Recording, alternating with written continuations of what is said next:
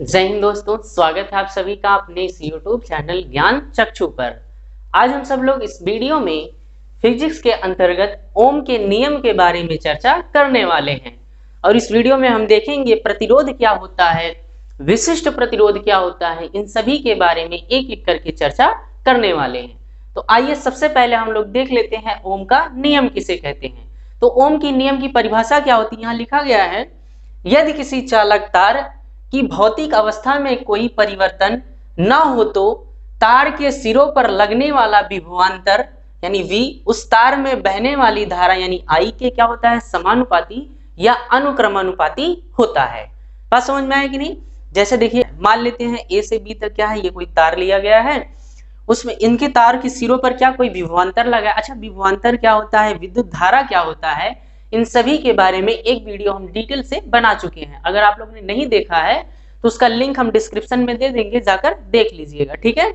तो आइए इधर हम लोग समझते हैं ओम का नियम। ओम के नियम में क्या लेते हैं, एक तार लिए हैं, इन तार के कितने सिरे दिख रहे हैं, दो सिरे। कौन कौन से, एक सिरा ए है तो एक सिरा क्या है, बी है। सिरा ए बी के बीच में हम लोग कोई विभवांतर अप्लाई करते हैं। विभवांतर किस लिए, किसी भी चालक में अगर विद्युत धारा का प्रवाह करना है, उस चालक के सिरों पर क्या लगाते हैं हम लोग, विभवांतर लगाते हैं, तभी उसमें क्या होता है, विद्युत धारा का प्रवाह होता है। तो मान लेते हैं ऐसा, ये जो तार है, इस तार के सिरा यहाँ ए है यहाँ बी है, इन दोनों सिरों पर कोई विभवांतर लगाते हैं। विभवांतर क्या है, मान लेते हैं V है, जैसा कि यहाँ लिखा गया है, कोई विभवांतर क्या है, V है। इन दोनों सिरों पर भी विभवांतर हम लोग अप्लाई करते हैं। अब इसमें क्या बहती है, धारा बहती है। वह जो धारा बहती है, यानी धारा को मान लेते हैं क्या लिखा गया यहाँ पर, I है, यानी इस तार में बहने वाली धारा, और इस तार के दोनों सिरों पर अप्लाई जो किया गया विभवांतर है क्या है, V है। यह जो विभवांतर होता है इस धारा के क्या होता है, समानुपाती या अनुक्रमानुपाती होता है। बस शर्त क्या है, शर्त यहाँ ये होना चाहिए कि इसकी भौतिक अवस्था में कोई परिवर्तन ना हो। भौतिक अवस्था का मतलब क्या होता है, जैसे इस तार की लंबाई को न बढ़ाएं या इस तार को खींचा ना जाए। अगर खींच देंगे, मान लेते हैं कोई यही तार है, ठीक है, ये तार है, अगर इसको खींच देते हैं तो इसकी मोटाई क्या हो जाएगी, कम हो जाएगी, ठीक है। यानी इसकी लंबाई को अगर नहीं बढ़ाएंगे तो इसकी मोटाई भी नहीं घटेगी, बढ़ेगी। बात समझ में आया कि नहीं। यानी किसी भी तार की अगर लंबाई को नहीं बढ़ाया जाए या मोटाई को नहीं बढ़ाया जाए, इसको गर्म ना किया जाए, ठीक है, ताप का मतलब या इसको गर्म न किया जाए, ठंडा न किया जाए, इसके ताप में कोई परिवर्तन न किया जाए। ये सभी भौतिक अवस्थाएं अगर स्थिर रखा जाए तो इस चालक तार के जो दो सिरे हैं, इस पे जितना विभवांतर लगाएंगे, उसमें बहने वाली जो धारा होगी, उस धारा के क्या हो जाएगी, समानुपाती या अनुक्रमानुपाती हो जाएगी। बात समझ में आएगी नहीं। जैसे हम लोग यहाँ लिखेंगे V, अनुक्रमानुपाती क्या लिखेंगे, I। अच्छा, ये जो अनुक्रमानुपाती जब भी हटता है तो एक नियतांक लेकर आता है। जैसे यहाँ नियतांक के रूप में क्या लिखा गया है, R। R का क्या कहते हैं, R को ही प्रतिरोध कहा जाता है। R है क्या, यहाँ पर एक नियतांक है, इसको कहते क्या है, इसको प्रतिरोध कहा जाता है। इसका मतलब क्या हो गया, प्रतिरोध क्या होता है। जैसे देखिए, हम लोग रास्ते पर अगर जा रहे हैं तो मान लेते हैं रोड है, हाईवे है तो ठीक है, लेकिन अगर गांव गली का रोड देखते हैं तो बहुत अच्छा होता है, ठीक है, एकदम स्विमिंग पूल की तरह बना होता है, ठीक है। अब उसमें से कोई अगर कार लेकर जा रहा है या कोई टू व्हीलर से जा रहा है, जैसे ही रास्ते में गड्ढे आते हैं यानी स्विमिंग पूल आता है, क्या करते हैं, ब्रेक लगाते हैं। ब्रेक लगाकर फिर क्या करते हैं, स्पीड को स्लो कर देते हैं, फिर तेजी, फिर कुछ देर बाद आगे बढ़ते हैं, ठीक है। यानी बीच में कहीं ना कहीं गड्ढे नुमा क्या आती है, रुकावट आती है। ऐसे ही जब तार में विद्युत धारा का प्रवाह होता है तो उसके मार्ग में क्या आती है, रुकावट आती है। उसी रुकावट को ही क्या कहा जाता है, प्रतिरोध कहा जाता है। बात समझ में आएगी नहीं। जैसे ये हर पदार्थ, ये तार किसका है, मान लेते हैं अगर कॉपर का है तो उसका प्रतिरोध अलग होगा, अगर ये मान लेते हैं एल्युमिनियम का है तो उसका अलग होगा, अगर ये चांदी का है तो उसका अलग होगा। यानी कह सकते हैं हर पदार्थ के लिए यह जो प्रतिरोध होता है क्या होता है, अलग अलग होता है। बात समझ में आया कि नहीं। तो ओम का नियम किसे कहते हैं, तो कहेंगे यदि किसी चालक तार की भौतिक अवस्था में परिवर्तन ना हो तो तार के सिरों पर लगने वाला विभवांतर उस तार में बहने वाली धारा के क्या होता है, समानुपाती या अनुक्रमानुपाती होता है। जैसा कि यहाँ लिखा गया है V, अनुक्रमानुपाती क्या लिखा गया है, I। ये जब अनुक्रमानुपाती का चिन्ह हटता है तो कोई ना कोई एक नियतांक आता है। जैसे यहाँ पर क्या लिखे हैं, R लिखे हैं। इस R को क्या कहते हैं, इसी R को प्रतिरोध कहा जाता है।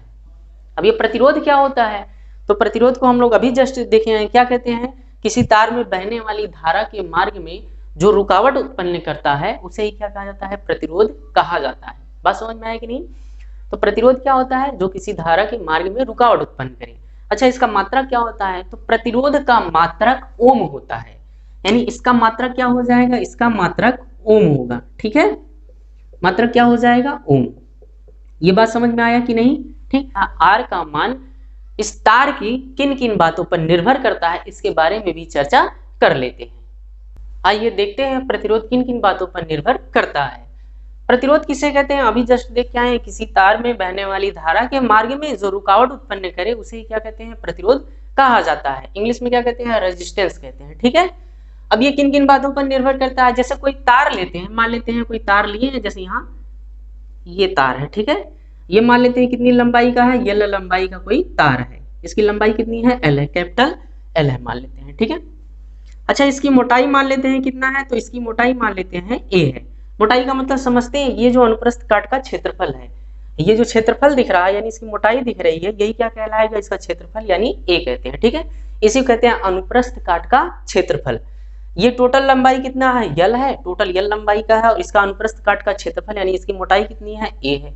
ठीक है, यह तार की लंबाई पर निर्भर करता है, और किस पर निर्भर करता है? तार की मोटाई पर, यानी अनुप्रस्थ काट के क्षेत्रफल पर निर्भर करता है। और किस पर? ये तार किसका बना हुआ है, किस पदार्थ का है? जैसे कॉपर का हो सकता है, एल्युमिनियम का हो सकता है, लोहे का हो सकता है। ठीक है, ये किसका तार बना हुआ, किस पदार्थ का तार बना हुआ है, इस बात पर भी निर्भर करता है। बात समझ में आया कि नहीं?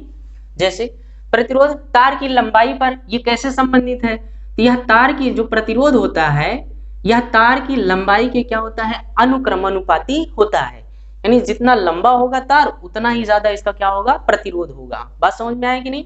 ऐसे ही किस पर निर्भर करता है? अनुप्रस्थ काट की क्षेत्रफल पर, यानी आर ये व्युत क्रमानुपाती होता है किसके? अनुप्रस्थ काट के क्षेत्रफल का। बात समझ में आया कि नहीं? यानी इसका मान जितना ज्यादा होगा, यानी अनुप्रस्थ काट का क्षेत्रफल जितना ज्यादा होगा, उसका प्रतिरोध उतना ही कम होगा। इसका मतलब समझ में आया कि नहीं? यानी अगर तार की लंबाई को बढ़ा देते हैं तो क्या करेगा? धारा को ज्यादा दूरी तय करना पड़ेगा, और इसके पास कुछ ही ऊर्जा होती है, सीमित ऊर्जा होती है, कुछ दूर जाने के बाद थक जाएगा, थक जाने के बाद यानी तार जो धारा बहेगी उसके मार्ग में क्या आ जाएगा? रुकावट उत्पन्न होगा, यानी जितना लंबा तार होगा उतना ज्यादा उसका प्रतिरोध होगा, और जितना मोटा तार होगा उसका उतना ही कम प्रतिरोध होगा। बात समझ में आया कि नहीं? क्योंकि ये धारा कहाँ बहती है? धारा ऊपर ऊपर बहता है। ठीक है, अब उसको जितना ज्यादा क्षेत्रफल मिलेगा उतना तेजी से, उतना अच्छी तरह से बहेगा। बात समझ में आया कि नहीं? इसीलिए यहाँ कहा गया तार की मोटाई के क्या होता है? व्युत क्रमानुपाती, यानी अनुप्रस्थ काट के क्षेत्रफल का ये जो प्रतिरोध होता है उसके क्या होता है? व्युत क्रमानुपाती होता है। अब इन दोनों समीकरण को मान लेते हैं, ये समीकरण क्या है? 1 है, ये क्या है? 2 है। इन दोनों को क्या करते हैं? मिला देते हैं, तो हमको एक फार्मूला प्राप्त होगा। जैसे यहाँ देखते हैं, इन दोनों को मिला देंगे तो आर, ये अनुक्रमणपाती का चिन्ह क्या लिख सकते हैं? यहाँ एल लिखेंगे, बटे क्या हो जाएगा? बटे यहाँ क्या है? ए है। ये बात समझ में आया कि नहीं? आर यानी प्रतिरोध समानुपाती क्या है? एल बाई ए के। एल क्या है? तार की लंबाई, ए क्या है? तार की मोटाई है। बात समझ में आया कि नहीं? आपको अभी जस्ट बताए थे, इसको जब हटाते हैं तो एक नियतांक हमको प्राप्त होता है।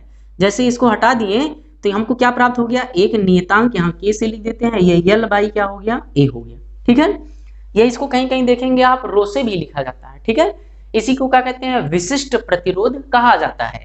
जैसे इसको प्रतिरोध कहते हैं, इसको अभी जस्ट हमने बताया क्या कहते हैं? प्रतिरोध। ऐसे यहाँ एक कांस्टेंट हमको प्राप्त हुआ है, क्या प्राप्त हुआ है? के। इसको रो से भी लिखा जाता है, इसी को क्या कहते हैं? इसी को कहा जाता है विशिष्ट प्रतिरोध। ठीक, तो विशिष्ट प्रतिरोध, तो विशिष्ट प्रतिरोध किसे कहते हैं? यह तार का गुण होता है, यानी किसी भी पदार्थ का यह गुण होता है। यह किस पर निर्भर करता है?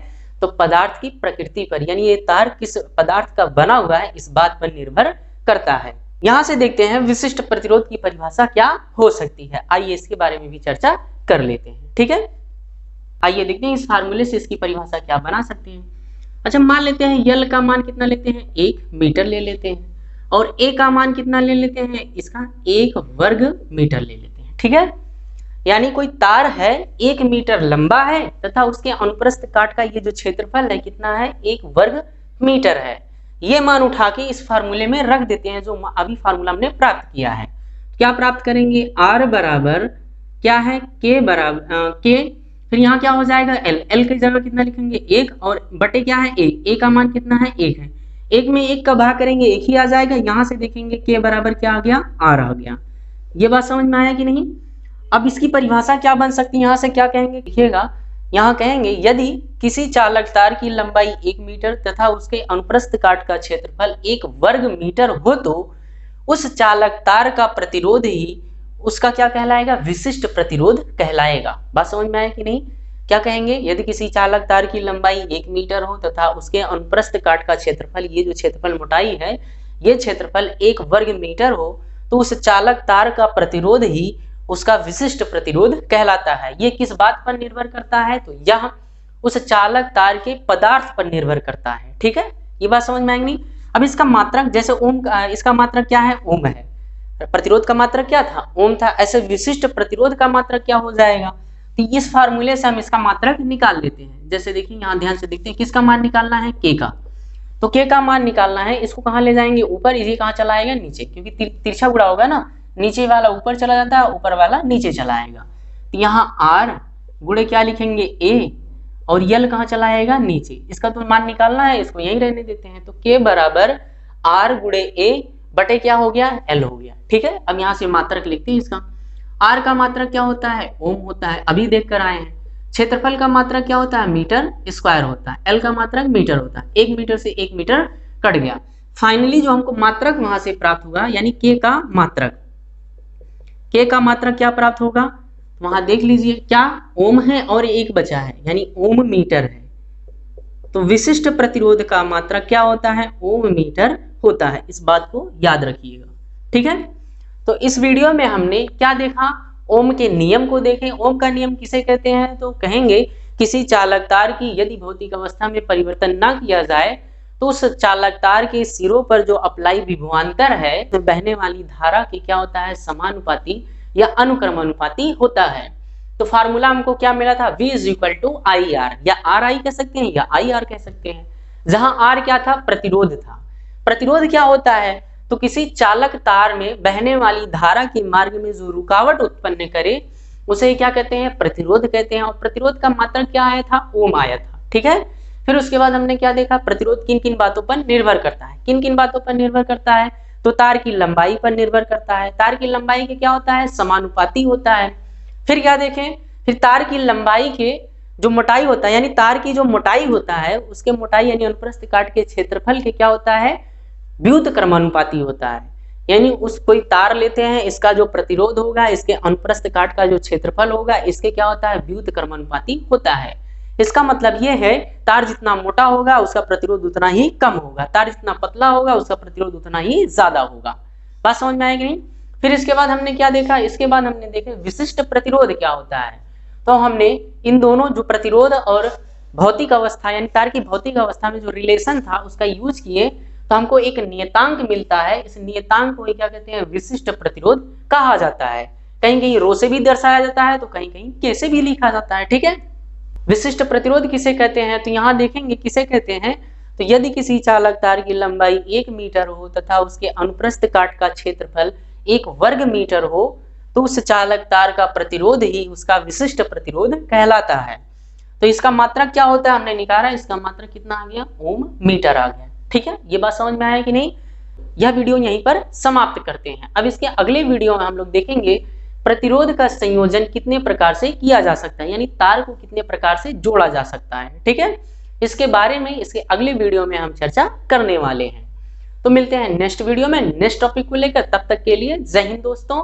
और हाँ, अगर वीडियो अच्छा लगा हो तो वीडियो को लाइक जरूर कीजिएगा और चैनल को सब्सक्राइब जरूर कीजिएगा।